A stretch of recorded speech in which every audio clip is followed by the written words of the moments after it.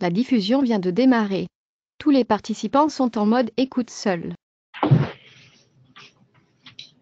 Bonjour à tous, bienvenue à cette web conférence consacrée aux évolutions de l'ISO 50001.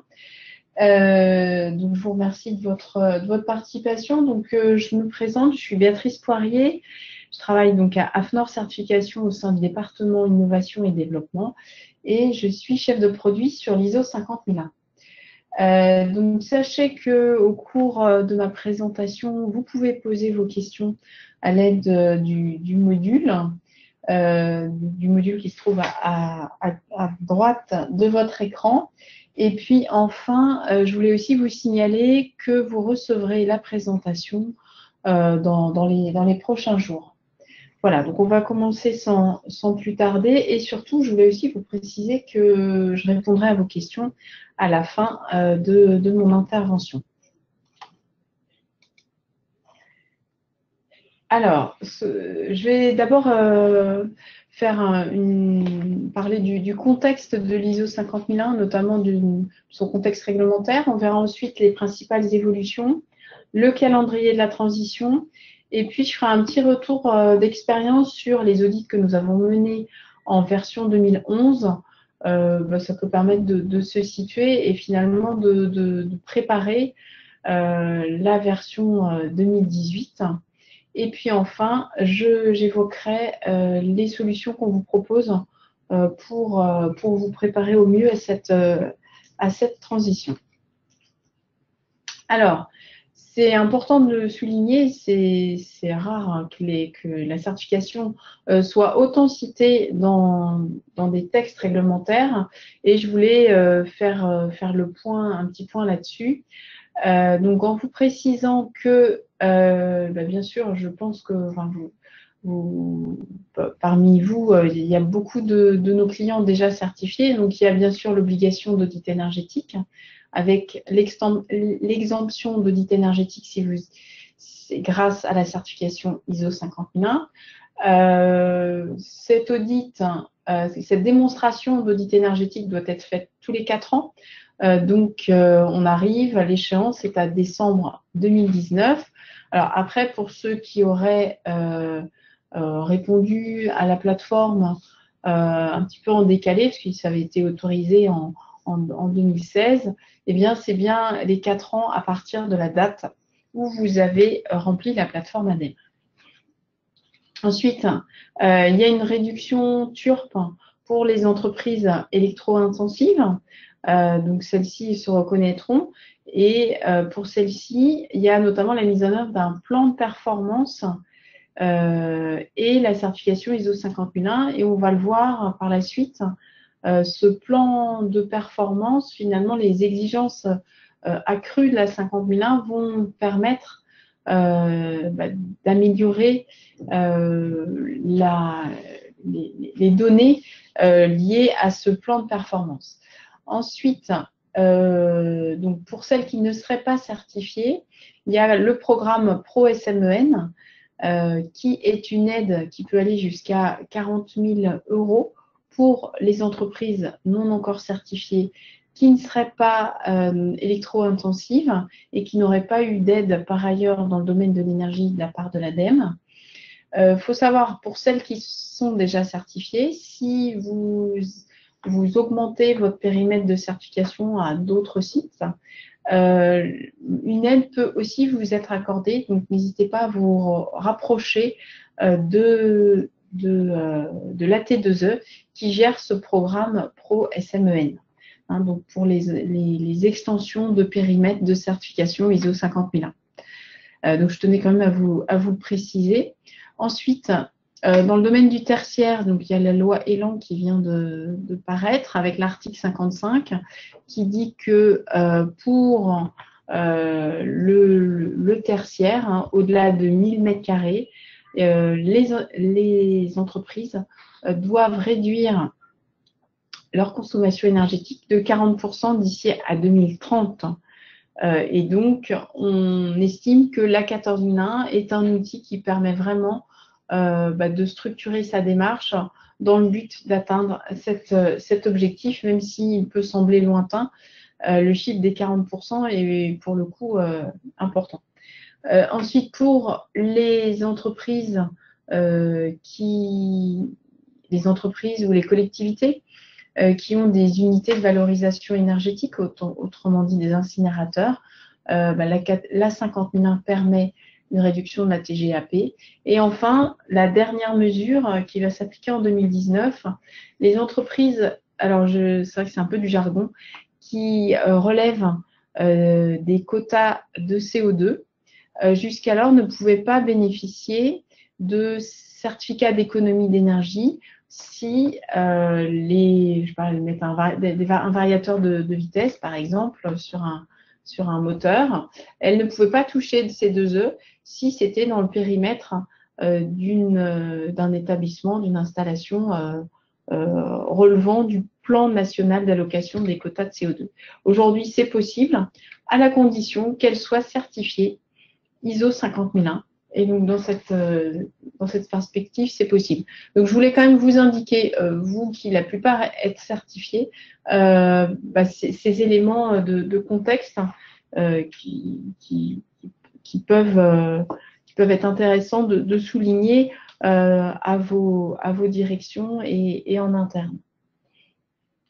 Alors, on va rentrer dans le vif du sujet. Quelles sont les principales évolutions?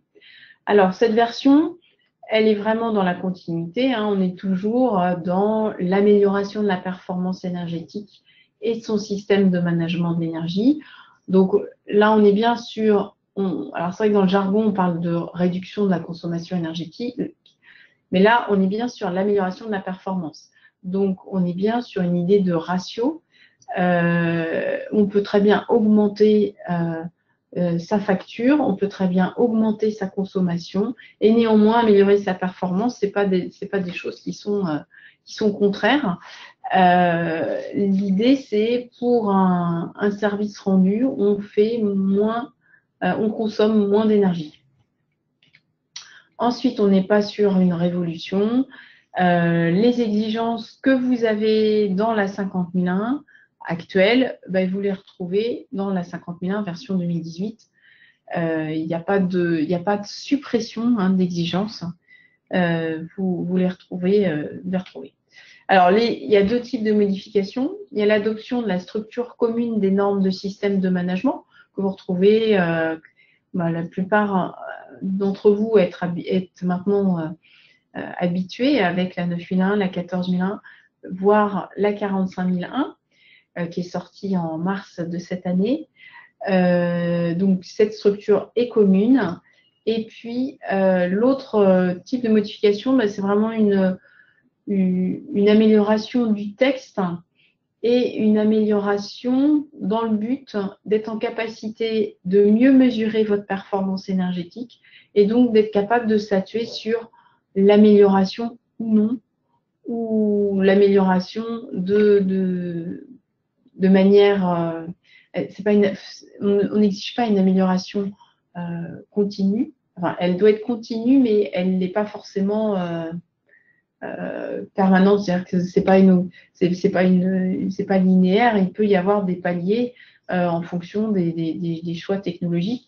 On va aussi regarder les objectifs que vous vous êtes fixés par rapport à votre contexte. À un moment donné, dans certaines industries, il n'est pas possible, on arrive à un certain plafond, ou alors il faudrait changer toute l'installation et certaines installations, ces investissements qui sont faits sur 40 ou 50 ans, donc on ne les change pas tous les 4 matins.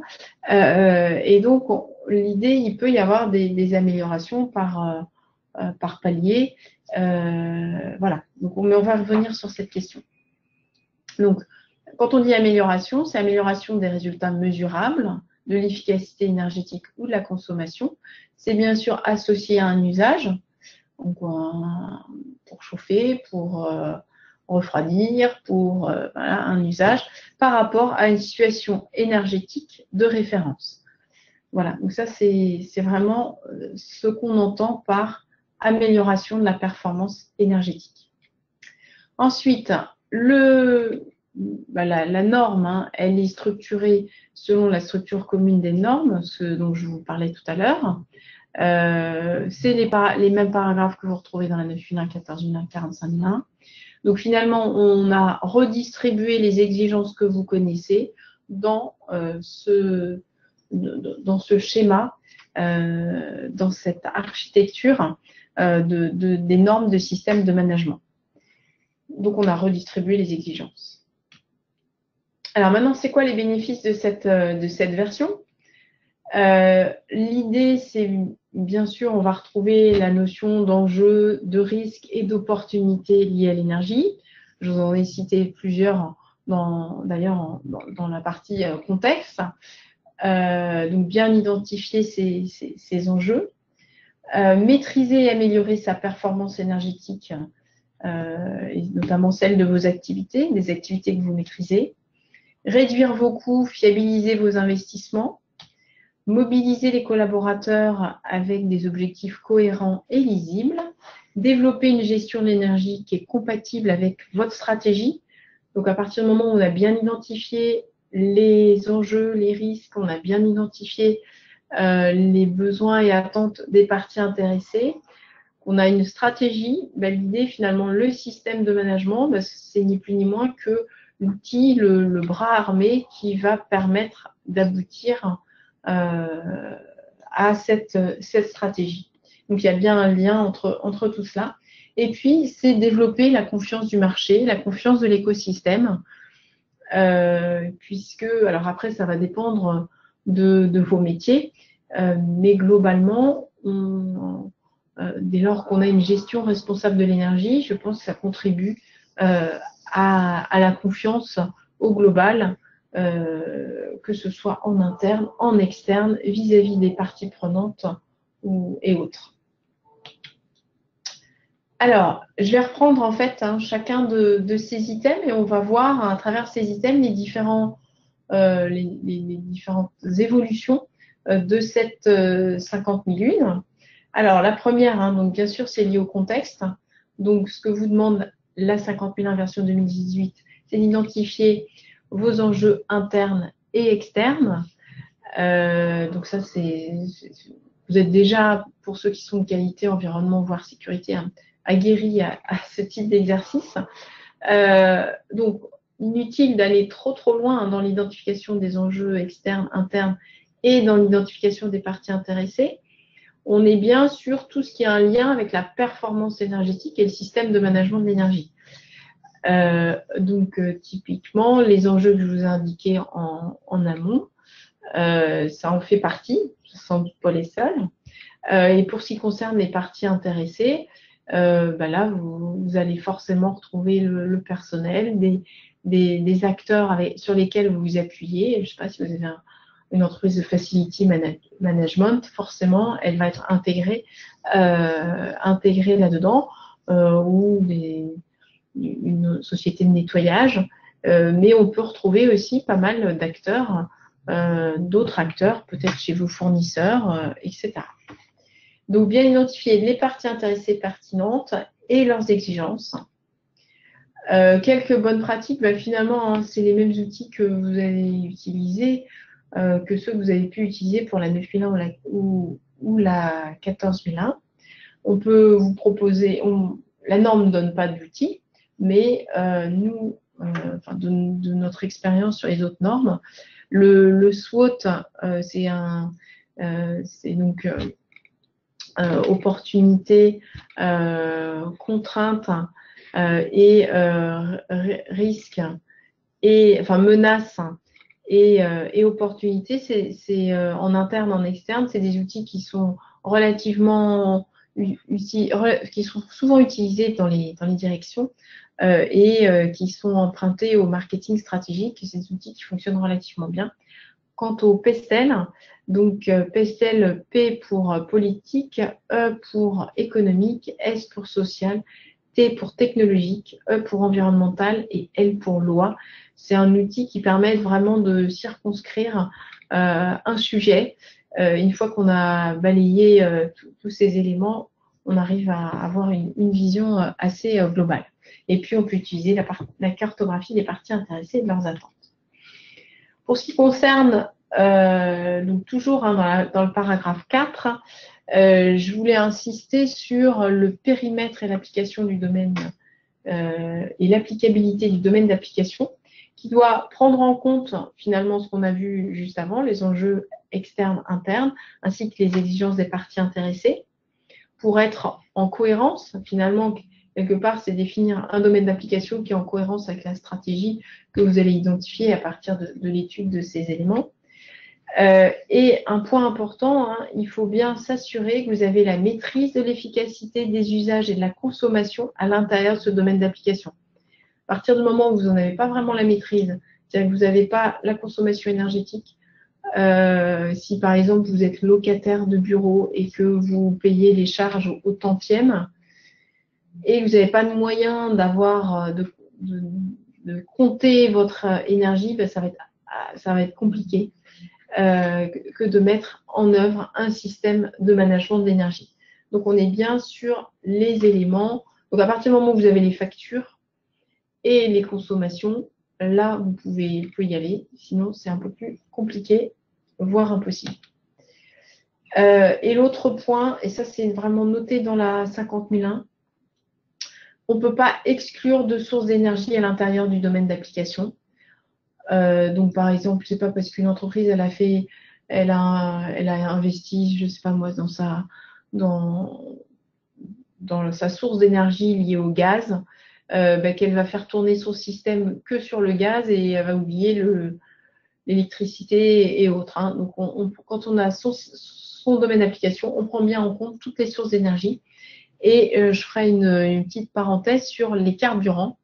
Effectivement, les carburants sont à prendre en compte. Alors, qu'est-ce qui fait le domaine d'application? C'est la revue énergétique. Sont à prendre en compte dans la revue énergétique. Après, ils seront significatifs ou pas, ce sera à vous de le déterminer selon votre méthode. Donc, si vous avez des véhicules qui sont attachés au site, eh ben, c'est important de les mettre dans la revue énergétique. Comme ça, vous aurez pris en compte toutes les sources d'énergie. Néanmoins, sans doute que ce sera les 3, 4 ou 10 ou 20, ou la flotte de véhicules sera peut-être négligeable par rapport au reste, mais au moins vous l'aurez intégré dans votre système de management et ils seront intégrés avant la priorisation et donc l'identification de vos usages énergétiques significatifs. Voilà. Ensuite, donc il y a le paragraphe 6.1 qui est nouveau, qui est donc l'identification des risques et des opportunités. Donc là, par exemple, l'opportunité que j'ai pu donner au préalable pour certains clients qui seraient, comment dirais-je, qui auraient qui relèvent du plan d'allocation des quotas de CO2, bah maintenant, s'ils sont certifiés 50001, ils peuvent bénéficier de ces 2E s'ils investissent dans des opérations spécifiques ou s'ils créent des opérations ou s'ils créent des opérations spécifiques ou s'ils ont des opérations standards. Voilà. Donc ça, c'est une opportunité, par exemple. Donc, les risques et les opportunités, il faut le voir comme qu'est-ce qui bloque ou qu'est-ce qui me permettrait d'atteindre plus facilement un résultat que j'aimerais atteindre. Voilà, c'est vraiment comme ça qu'il faut le voir. Et ensuite, bien sûr, l'entreprise devra mettre en œuvre des actions face à ce risque ou pour que cette opportunité se transforme en réelle opportunité. Et puis ensuite, il faudra évaluer ces actions. Donc juste pour ceux qui ne seraient pas encore aguerris à cela, la notion d'action préventive disparaît au profit de cette anticipation des risques.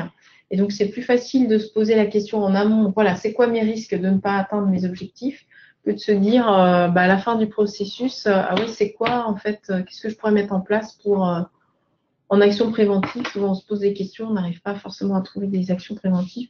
Et là, en les positionnant vraiment en amont, je pense que c'est quelque chose qui peut permettre d'avancer et c'est vraiment plus cohérent. Alors là, on vous a mis un petit exemple, alors que peut-être plutôt de l'ordre du tertiaire, mais donc Un enjeu, c'est le confort des occupants. Le risque, si par exemple j'ai le technicien de l'exploitant qui est pas compétent, je peux aussi avoir une baisse de productivité. C'est vrai que si j'ai un droit de retrait qui s'opère, de retrait du personnel, forcément, je vais baisser en productivité. Et puis, on peut imaginer comme opportunité le montage d'un contrat de performance énergétique. Je peux aussi sensibiliser les collaborateurs à l'usage des thermostats, s'assurer de la qualification des techniciens, etc. Voilà, bon, quelques idées. Donc, les risques opportunités, on est vraiment à ce niveau-là. Ensuite, ce qui change vraiment, c'est que la 50001 est vraiment orientée résultat. Donc, qu'est-ce que je dois mesurer, quand, comment, qu'est-ce que je dois surveiller. Donc, pour ça, bien sûr, vous avez la revue énergétique. Là, il n'y a pas trop de changements. Les indicateurs non plus. Dans le chapitre 6.5, on parle de situation énergétique de référence.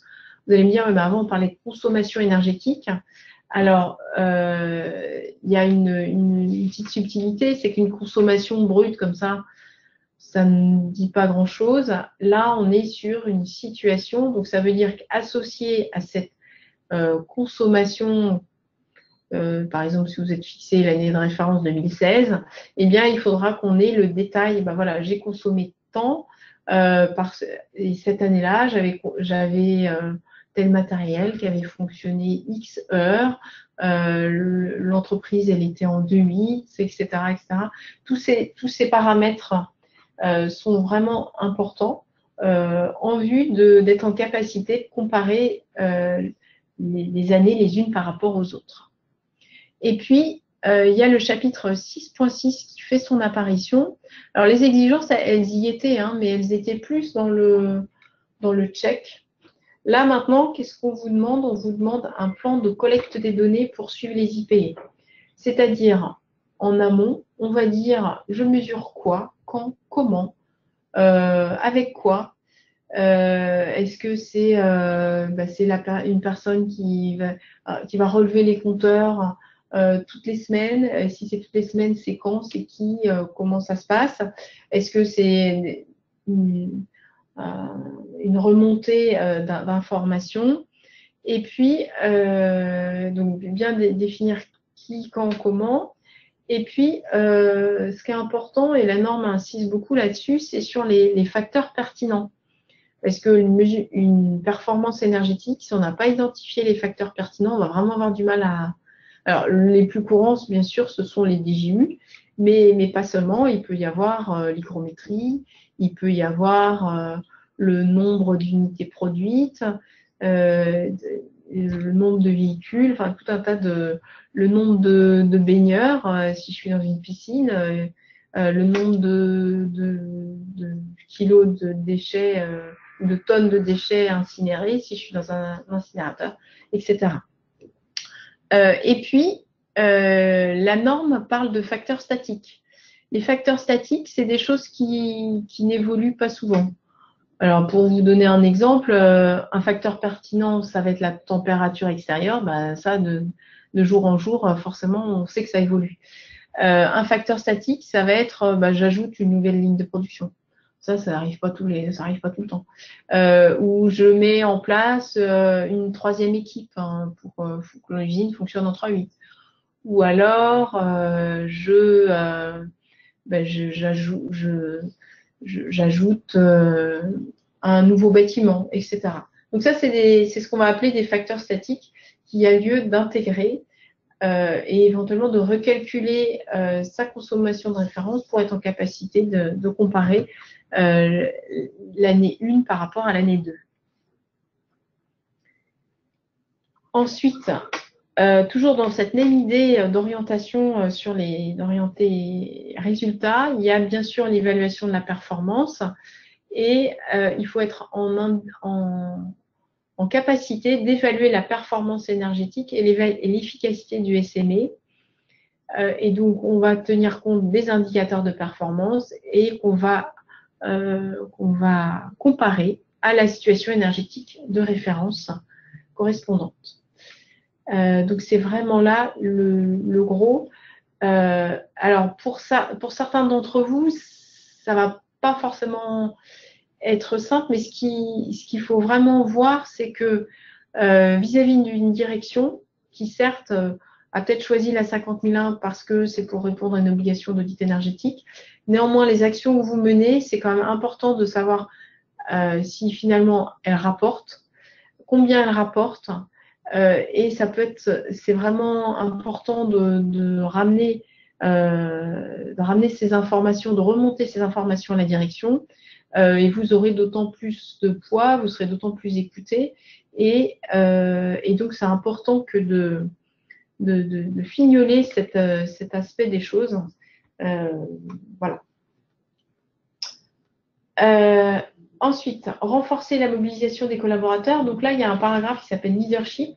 Le terme anglo-saxon a été mis, y compris dans la traduction française, car il est plus, au sens, à notre sens, enfin, et au sens de la commission de normalisation, il est plus fort que implication de la direction. Donc là, la direction doit apporter son soutien au management intermédiaire, va déléguer cette fonction à un responsable énergie ou à une équipe énergie, mais néanmoins, c'est toujours lui qui en sera responsable. L'idée, c'est comme on a raccordé aux enjeux, à la stratégie, forcément, la direction, elle va être plus intéressée, on l'espère, plus impliquée là-dessus. Et puis, ça passe par la prise en compte des attentes des parties intéressées internes, notamment en prenant en compte le confort des occupants.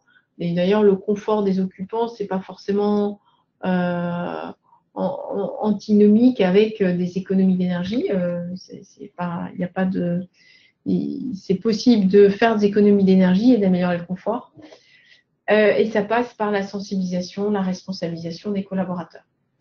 Donc, on peut les impliquer dans la priorisation des risques, des opportunités, et puis aussi les mobiliser sur les performances énergétiques. Alors, réduire vos coûts et fiabiliser vos investissements. Donc, ça permet une réduction des coûts avec une facture énergétique optimisée et sans grande surprise.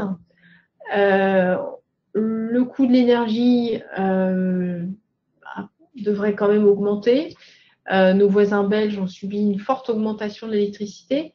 Bon, en France, l'équation est un petit peu différente, mais dans les années, on ne sait pas de quoi est fait l'avenir. Il y a le coût du carbone évité. Donc, dans le cadre des politiques RSE, c'est un contributeur, ça peut être un contributeur fort. Les coûts de maintenance maîtrisés, une meilleure productivité. Et puis, donc, il y a la partie allègement du système de management de l'énergie avec une documentation réduite. Effectivement, on ne parle plus ni d'enregistrement, ni de documents, mais on va parler de procédures, on va parler d'informations documentées, et ça pour être plus adapté aux situations actuelles des entreprises qui travaillent pour beaucoup sur des systèmes d'information. Et donc, on ne sait plus ce qu'est la procédure de l'enregistrement. Bien souvent, il y a un petit peu les deux. Les deux sont un peu sont liés. Voilà. En termes de fiabilisation des investissements, donc là, on a une meilleure mesure et un meilleur suivi de la performance. On peut maîtriser son retour sur investissement. Et puis, en termes de confiance, on maîtrise les risques liés à l'énergie. On prend en compte les attentes des parties prenantes et on va s'améliorer sur le long terme et notamment améliorer sa compétence sur ce sujet-là et non pas confier tout à un prestataire. C'est important que de garder une compétence pour être d'égal à égal avec ses prestataires. Et donc, c'est une démarche éco-responsable, vous l'aurez compris. Alors, en résumé, on a on a fait l'exercice que de dire, bon, bah voilà, je suis une entreprise, j'ai un système de 50 001 qui est mis en place. Où est-ce que je dois porter mon attention? Donc, vous voyez un certain nombre de points rouges. Les points rouges, c'est donc là où il y a un impact important, donc sur les indicateurs de performance, la situation énergétique de référence et la planification, la collecte des données, ainsi que sur l'amélioration de la performance énergétique. L'amélioration continue, le paragraphe 10.2. Et puis aussi, j'allais l'oublier, les actions face aux risques et opportunités. Donc, c'est vraiment là où vous devez porter votre action. Ensuite, il y a un certain nombre de pastilles orange où là, il y a des impacts, mais un petit peu moins importants. Donc, voilà ce qu'on vous propose. Alors, la transition, comment ça se passe? Alors, la norme est sortie en août 2018, donc vous avez jusqu'en août 2021 pour basculer à la nouvelle version. De nouvelles règles ont été édictées et là, en fait, ces règles nous disent qu'à partir de février 2020, tous les audits doivent être menés selon la version 2018. Donc, ça signifie que finalement, vous avez du temps, mais ça dépend comment est jalonné votre programme prévisionnel d'audit. Donc, il faut envisager quasiment en 2019 un audit en version 2018. Alors, pour les clients qui sont déjà 9001, 14001, version 2015, je pense que ça ne devrait pas vous poser trop de difficultés. Mais encore une fois, ça dépend aussi de votre niveau de maturité par rapport à la manière dont vous avez mis en œuvre les éléments liés aux indicateurs de performance et à votre performance énergétique. Alors, 3 solutions sont possibles. Soit vous basculez lors d'un audit de renouvellement, soit lors d'un renouvellement anticipé, soit lors d'un audit de surveillance. Ou bien, lors de l'audit initial, en initial, vous pouvez passer soit la version 2011 si l'audit est programmé avant février 2020, sinon après ce sera forcément la version 2018. Je tiens à souligner aussi que pour les audits de surveillance, on prévoit une durée d'audit légèrement supérieure afin que l'auditeur puisse passer en vue l'ensemble des exigences. Parce que c'est vrai qu'en audit de surveillance, souvent on n'audite pas tous les paragraphes. Et là, il y a quand même des choses en plus à voir. Donc, d'où cette durée légèrement supplémentaire. Alors, par rapport à... Je voulais vous faire un petit zoom sur ce qu'on a fait, sur les audits version 2011 qui ont été menés. Donc, on a pris l'ensemble des constats d'audit sur une année, donc aussi bien les points forts, les points sensibles que les non-conformités. Donc, vous voyez qu'il y a quand même pas mal de points forts qui sont relevés lors des audits. Il y a quand même 52% des points relevés qui sont des points forts, 8% des non-conformités et 40% des points sensibles.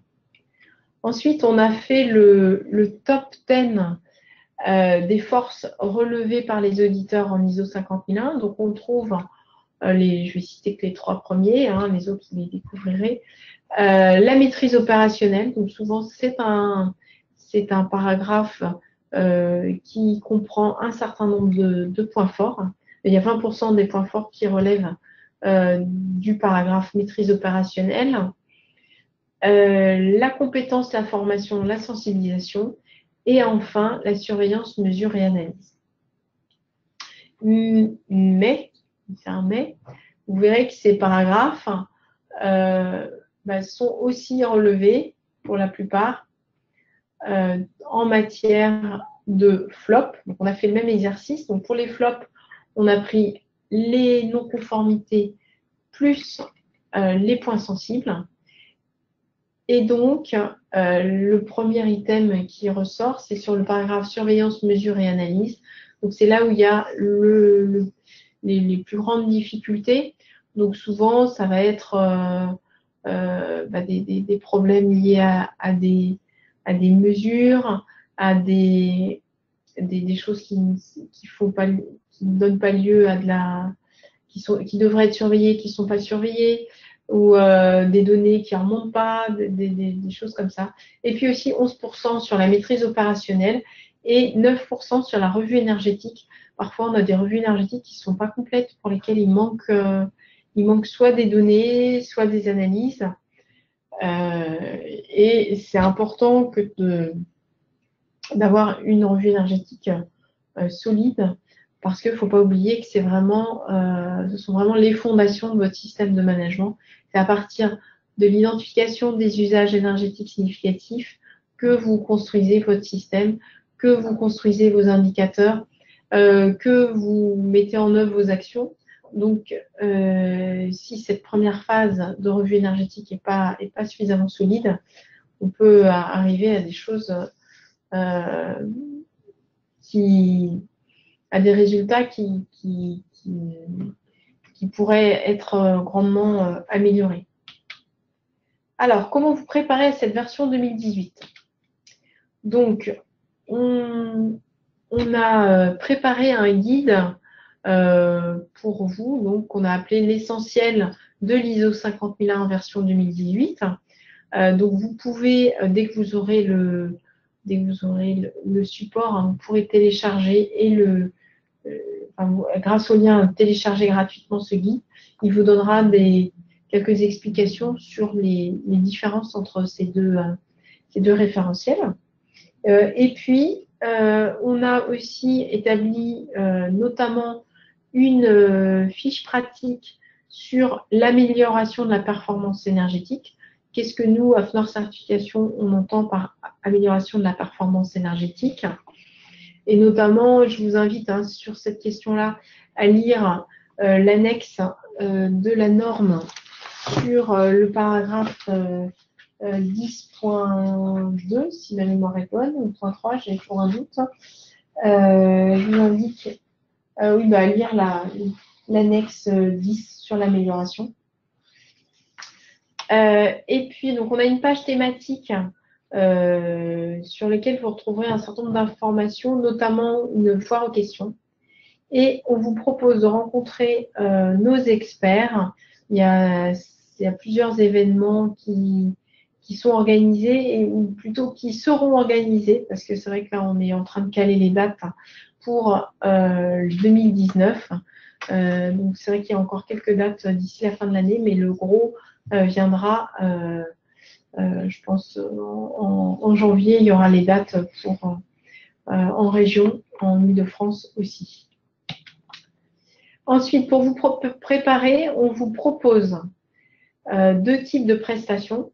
Donc, un focus qui, là, est dédié aux clients certifiés ISO 50001. L'idée, c'est que vous profitez de l'auditeur la prochaine fois qu'il vient.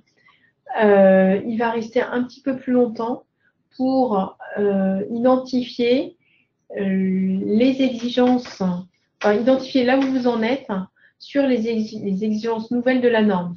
Donc, ça va être contexte, leadership, risque, opportunité, planification de la collecte des données et performance énergétique. Et ensuite, ça donnera lieu à une annexe à votre rapport d'audit et vous pourrez, grâce à ça, rapidement vous mettre en ordre de marche pour mettre en œuvre le plan d'action afin d'être prêt et d'aller sereinement vers l'audit en version 2018. Donc ça, c'est une première solution.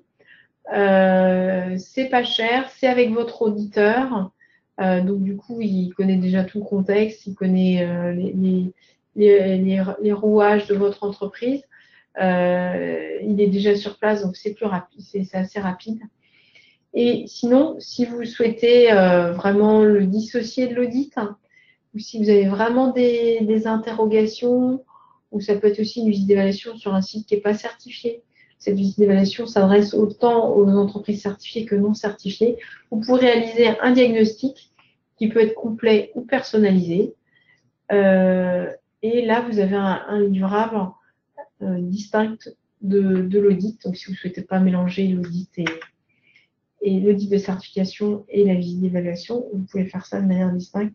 Et là aussi, ça vous donnera une base pour la construction de votre plan d'action pour passer à la version 2018.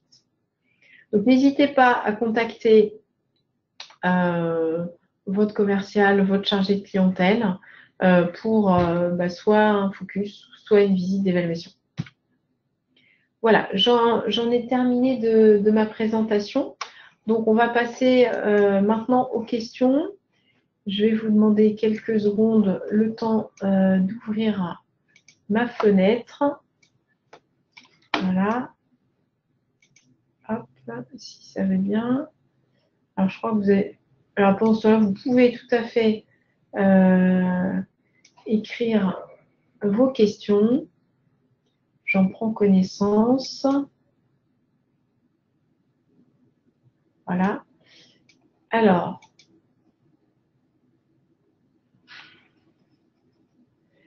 oui, tout à l'heure, je crois que c'est une question. Effectivement, j'ai fait un raccourci un peu fort tout à l'heure. Je m'en excuse. Donc, pour un audit de certification prévu en 2019, pouvons-nous être certifiés selon la version 2011? La réponse est oui, que ce soit un audit de surveillance initiale ou autre. Vous pouvez en 2019 rester sur la version 2011. Par contre, en 2020, à partir de février 2020, on ne fera que des audits version 2018. Voilà, c'est ça. Je rétablis ce que j'ai pu dire. Donc, n'hésitez pas à poser vos questions. Alors, il y a deux choses. Soit j'ai été très, très, très claire, soit je vous ai endormi à l'heure de la digestion.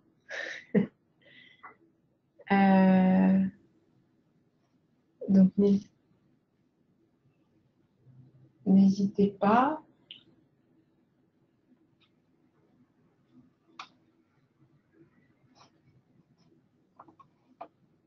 Donc, il n'y a pas de nouvelles questions. Bah, écoutez, si vous en avez, à moins qu'il y en ait une ou deux qui arrivent là dans les secondes qui viennent, si vous avez des questions, n'hésitez pas à nous les poser. En tous les cas, on est à votre écoute. Je vous remercie de votre... Ah, il y a une question qui arrive, on me fait signe. Voilà. Alors, ah oui, pouvez-vous définir la notion d'électro-intensif? Alors ça, c'est une vraie question. Électro-intensif, c'est des entreprises qui consomment beaucoup d'électricité. Mais pour avoir la réduction du tarif d'utilisation d'énergie, c'est assez compliqué et j'avoue que je vais pas aller dans ce domaine-là, puisque il y a aussi un lien avec la valeur ajoutée. Donc c'est assez complexe que de s'assurer qu'on rentre qu'on est électro-intensif ou pas et qu'on peut relever du tarif d'utilisation, de la réduction du TURP, du tarif d'utilisation du réseau électrique. Mais ce qu'il faut avoir en tête, c'est que c'est des gros consommateurs, donc ayez en tête des sidérurgies, des raffineries, mais on a aussi des industriels de l'agroalimentaire, des industriels des fabrications de briques ou autres qui sont concernés. Donc à voir.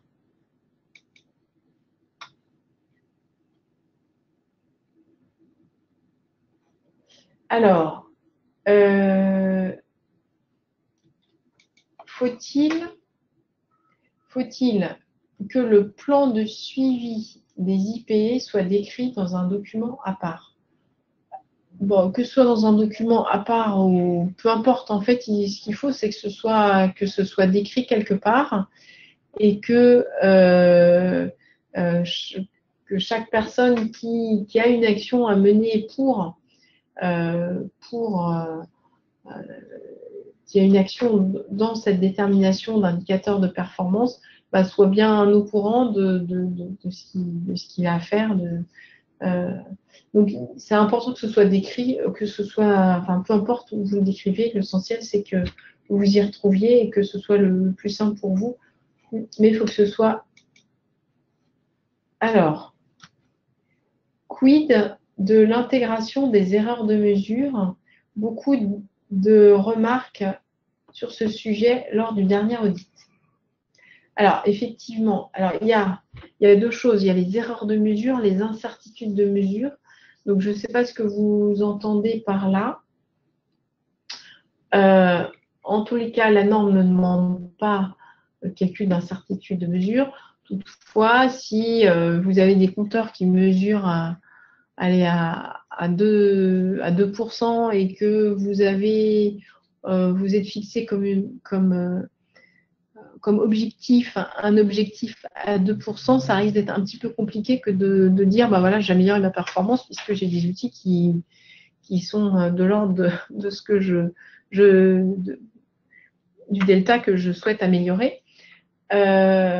Donc, effectivement, il peut y avoir des erreurs. Donc, si vous vous rendez compte de ces erreurs, bah, dans ce cas-là, vous avez une explication qui dit que bah, voilà, il y a eu des erreurs de fait. Je sais pas, il y a un compteur qui ne marchait pas bien, qui n'était pas étalonné, mais dans ce cas-là, il faut que vous ayez un plan d'action pour dire bon, bah, voilà, on a vu le truc, on fait ce qu'il faut pour bah, se remettre au carré là-dessus.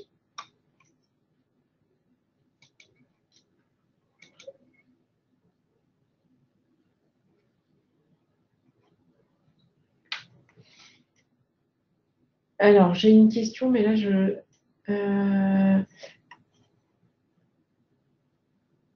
ah oui, donc oui, d'accord. Donc, vous précisez qu'il s'agit des incertitudes de mesure. Oui. Bah, donc, je pense avoir à peu près répondu à la question hein, concernant l'incertitude de mesure. Bah, c'est bien d'avoir quand même un ordre de grandeur. Après, si vous ne l'avez pas mesuré de manière précise, mais c'est quand même important d'avoir cet ordre de grandeur lié à l'incertitude de mesure.